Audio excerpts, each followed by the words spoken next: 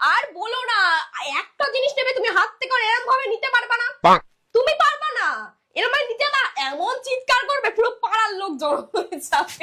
আর বাচ্চা মানুষ কি বলবো বল, বোধ হয়েছে এখনো কিছু বলার। ঠিক আছে দিদি দেবে ওটা।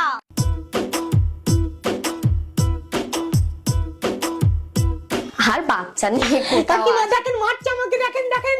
সোনা মারে কি বলো তো, অত বোধ হয়েছে বল।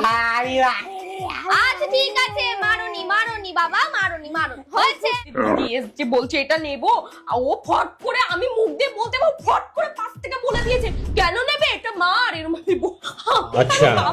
আর রাগ জানো না তুমি ওর, এইটুকুনি বাচ্চা হতে পারে রাগ জানো, ভাঙচুর করে একাকার করে দেবে।